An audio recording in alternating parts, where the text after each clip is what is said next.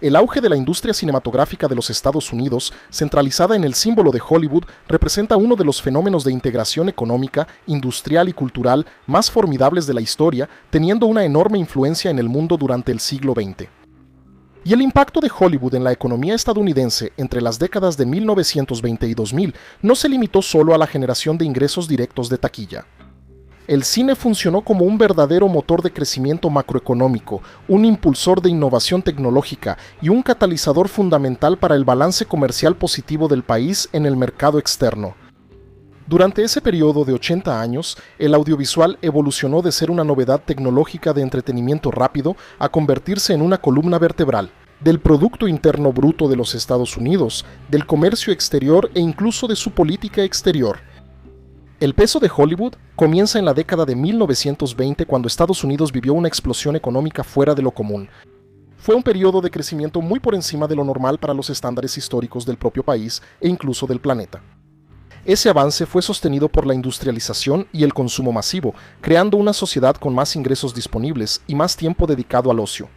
Y en ese ambiente, el cine dejó de ser solo una novedad tecnológica y pasó a ocupar un papel central en la vida cotidiana de las personas, especialmente de aquellas de la clase trabajadora y media en ascensão. Cuanto mayor era la expansión de la economía real, mayor también era el público semanal en las salas de exhibición. Así, el cine se transformó en el principal entretenimiento de las masas de la época. Este proceso ganó aún más fuerza con la transición del cine mudo al cine sonoro a finales de la década de 1920 con la llegada de las llamadas películas sonoras. No fue solo un cambio artístico o narrativo, sino también un enorme movimiento económico y tecnológico, porque la adaptación de las salas exigió inversiones. Inversiones fuertes en electrificación, acústica, ingeniería de sonido y nuevos equipos, lo que estimuló sectores paralelos de la manufactura y la tecnología. O sea, Hollywood no crecía de manera aislada, arrastraba consigo una cadena industrial más amplia, conectando entretenimiento, infraestructura e innovación. Entonces, el panorama cambió brutalmente con el colapso de la economía estadounidense en 1929. El colapso de la bolsa abrió camino para la Gran Depresión, y Estados Unidos se sumergió en un desempleo masivo, con tasas que llegaron a más del 25%. Naturalmente, ese colapso afectó al cine de inmediato. Y entre 1930 y 1933, el público cayó un 40%, porque hasta cierto punto, el cine empezó a parecer un gasto excesivo para familias que luchaban por su propia supervivencia. Pero fue justamente en ese momento cuando Hollywood demostró su fuerza estructural, porque después de un choque inicial, el cine mostró una capacidad impresionante de adaptación. En vez de desaparecer con la crisis, se reconfiguró y empezó a funcionar como una válvula de escape psicológica para una población triste por la economía. La necesidad de ese escapismo, la búsqueda de una esperanza de un futuro mejor, se convirtió en un motor de demanda. En medio de la miseria, las personas buscaban olvidar la realidad, buscaban soñar, distraerse y encontrar un alivio emocional. Y eso permitió que, a mediados de los años 30, los cines se recuperaran, lo que muestra que, incluso en tiempos de colapso económico, el cine ya se había configurado como un hábito de masas profundamente arraigado en la cultura. Al mismo tiempo, en el plano macroeconómico y estructural, la Gran Depresión aceleró la formación del modelo clásico de poder de Hollywood. La crisis favoreció una consolidación brutal del sector, concentrando el mercado en manos de los grandes estudios, los llamados las 5 grandes, la MGM, la Paramount, la Warner Brothers, la 20th Century Fox y la RKO. Estos estudios empezaron a controlar de manera integrada toda la cadena de valor, desde la producción hasta la distribución y exhibición en sus propias salas. Ese sistema de integración vertical les daba un enorme poder financiero y estratégico, reduciendo los riesgos y ampliando su dominio sobre el mercado. Y con la falta de competidores y la centralización, terminaron formándose prácticas de cartel anticapitalistas. Porque para proteger el flujo de caja y disminuir las incertidumbres de la taquilla, los grandes estudios también impusieron prácticas comerciales abusivas y extremadamente coercitivas, como el block booking, que obligaba a los cines independientes a comprar paquetes completos de películas en lugar de elegir solo las que consideraran más prometedoras. La contratación a ciegas agravaba aún más esa dependencia, porque los exhibidores muchas veces estaban obligados a aceptar esas películas incluso antes de verlas o hasta antes de que estuvieran terminadas. El resultado histórico fue claro: la crisis de 1930 no destruyó Hollywood, sino que la fortaleció y la reorganizó. Como siempre digo aquí en el canal, la necesidad es la madre de la innovación, para bien o para mal. El cine estadounidense salió de ese proceso no solo como una industria de entretenimiento, sino como un sector estructural de la economía y la cultura de los Estados Unidos. Demostró que podía prosperar tanto en tiempos de abundancia como en tiempos de desesperación. Ya fuera como producto de consumo masivo durante la prosperidad o como un mecanismo de escape de la realidad durante las crisis. Y fue precisamente esa doble capacidad, la de generar crecimiento en tiempos buenos y mantener relevancia en tiempos malos, lo que consolidó a Hollywood como uno de los engranajes centrales de la sociedad estadounidense en el siglo XX. La industrialización de Hollywood alcanzó un nivel tan profundo que la producción artística empezó a funcionar casi como una línea de ensamblaje industrial de autos. Eso redujo los costos de las películas, porque los estudios racionalizaron todo al máximo, recortando salarios y aprovechando escenarios y vestuarios hasta el límite. Y empezaron a apostar por fórmulas narrativas ya probadas, especialmente a través de películas de género, y en vez de asumir riesgos elevados en plena crisis, la industria prefirió repetir estructuras dramáticas que ya habían demostrado su eficiencia comercial. Eso transformó el cine en algo menos artesanal y más estandarizado, pero también lo convirtió en una máquina extremadamente eficiente de producción en masa. Y después de la Segunda Guerra Mundial, con esa base industrial y organizacional ya consolidada, pudieron entonces iniciar un salto aún mayor, porque la infraestructura global de distribución construida por Hollywood a lo largo de décadas transformó a la industria cinematográfica estadounidense en una potencia exportadora sin rival. Hollywood no solo exportaba películas, sino también formas de narrar, encuadrar, montar, emocionar y organizar los espectáculos. La preferencia creciente del público mundial por esta estética, alineada con los valores estadounidenses, resultó ser extremadamente lucrativa. Y no era solo poder financiero respaldado por el Estado estadounidense, sino que, de hecho, demostraban una habilidad, una calidad superior a la de sus competidores de la época. Entonces, ¿se equivoca quien piensa que era solo el gobierno estadounidense patrocinando con mucho dinero? Ellos necesitaban una maquinaria con mejor calidad narrativa y visual, y eso lograron entregar. Y los datos económicos muestran la magnitud de ese dominio. Porque en 1997, por ejemplo, la producción de películas y videos en Estados Unidos generó más de $20,000 millones en ingresos y el clúster regional de Hollywood representó por sí solo casi el 60% de ese total. Eso muestra un nivel extraordinario de concentración económica y capacidad productiva.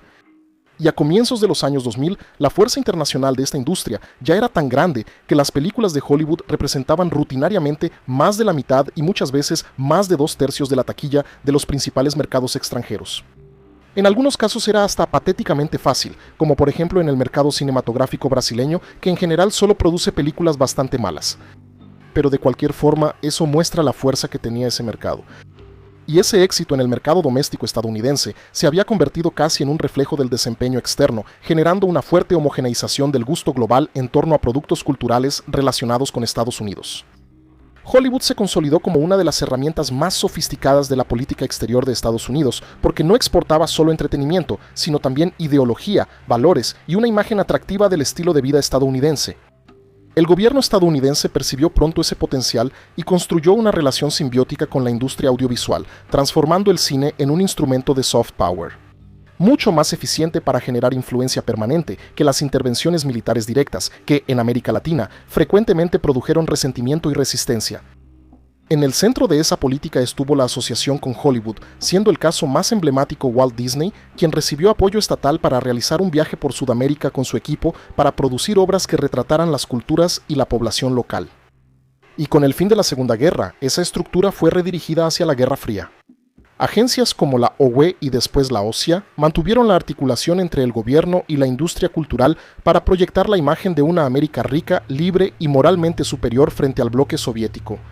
Incluso cuando las películas eran críticas con los propios Estados Unidos, terminaban funcionando como propaganda involuntaria en el extranjero, porque mostraban un nivel de abundancia material y libertad que contrastaba fuertemente con la escasez y el control estricto en las sociedades comunistas.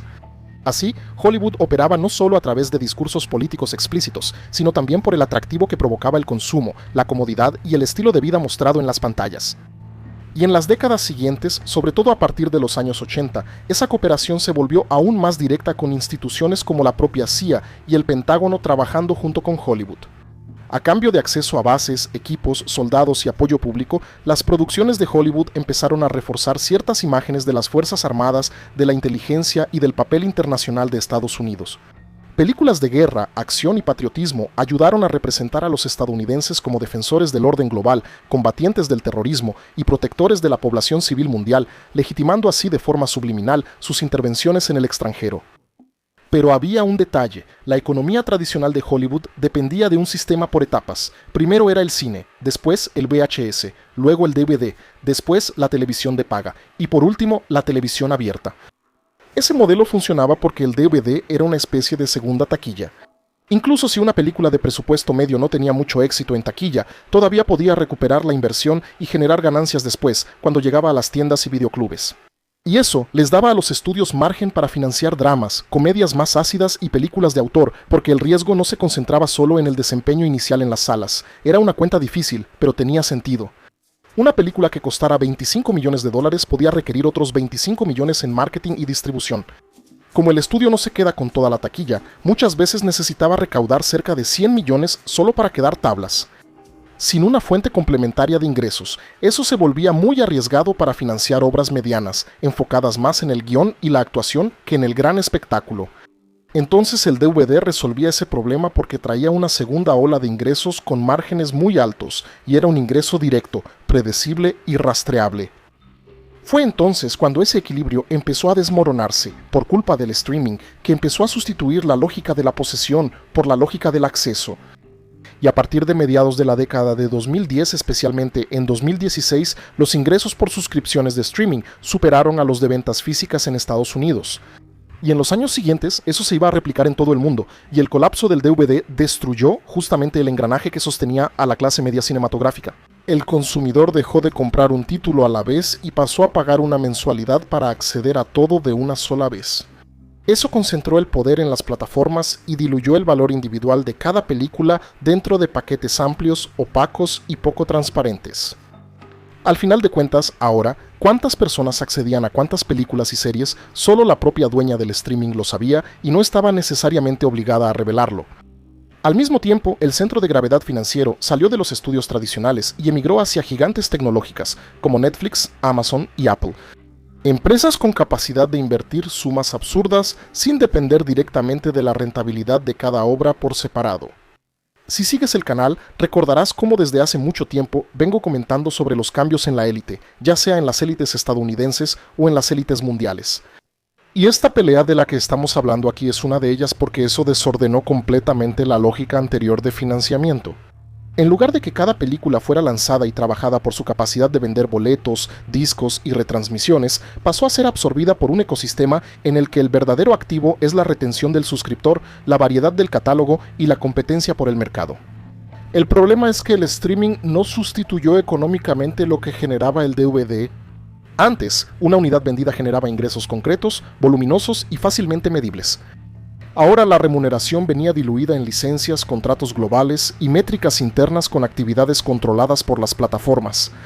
Eso aplastó brutalmente las ganancias por obra y desmanteló el sistema de pagos residuales que sustentaba a guionistas, actores y otros profesionales creativos.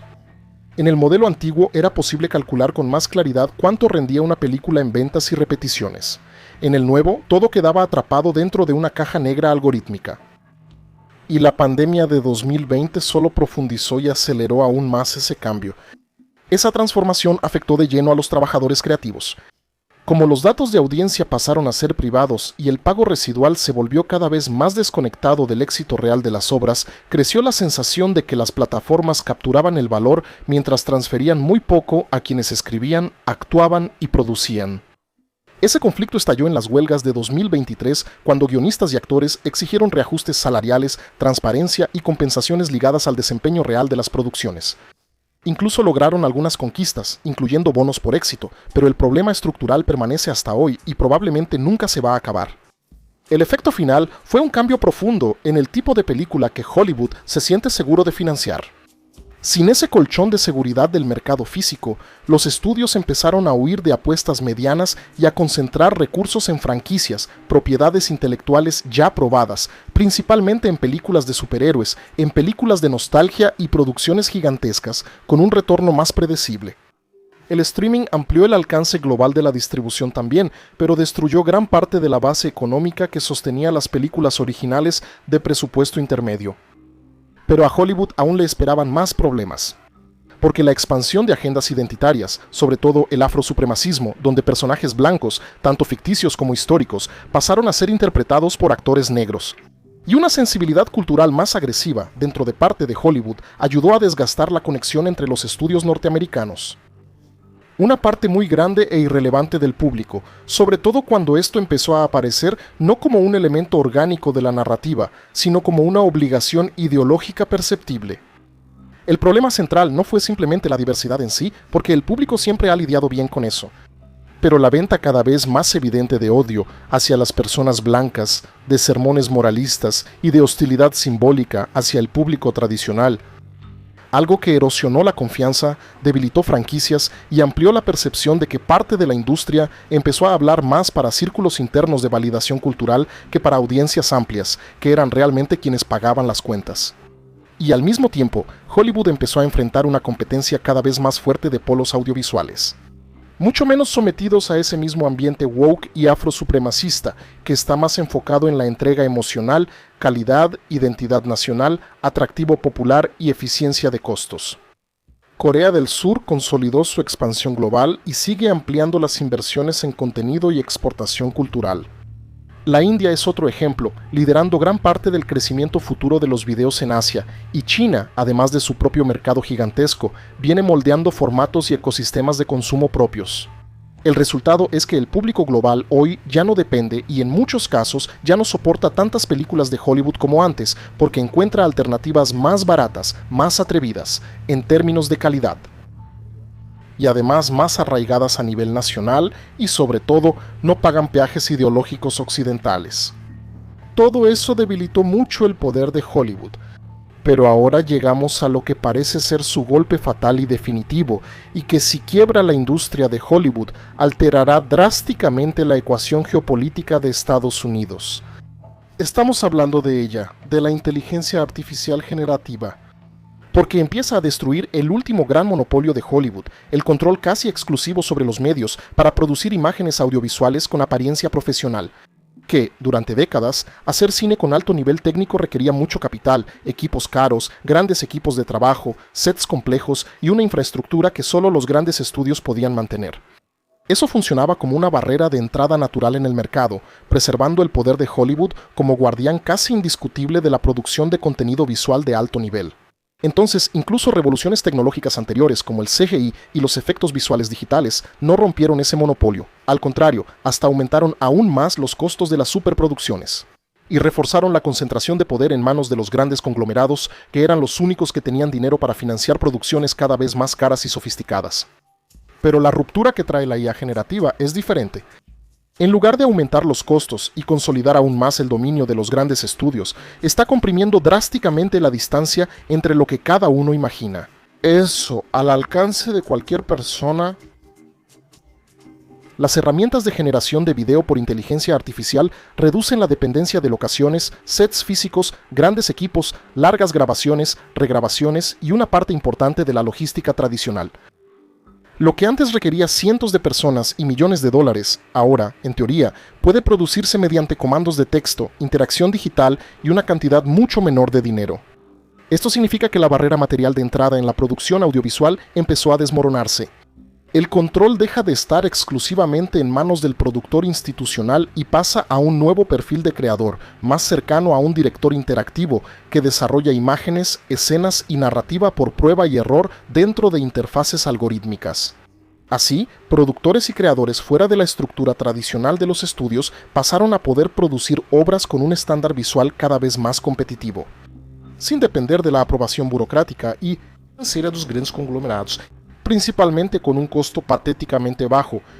Lo que marcará la diferencia ya no serán los grandes presupuestos, sino la creatividad y la competencia creativa de cada individuo. El punto central es que la inteligencia artificial no representa solo una nueva herramienta de apoyo, sino una amenaza a la propia lógica oligopólica que sostuvo a Hollywood durante tanto tiempo. Si el streaming sacudió el modelo de distribución y los ingresos, la inteligencia artificial generativa sacudirá el corazón, la productividad de la industria al democratizar la creación audiovisual de forma radical a un nivel sin precedentes.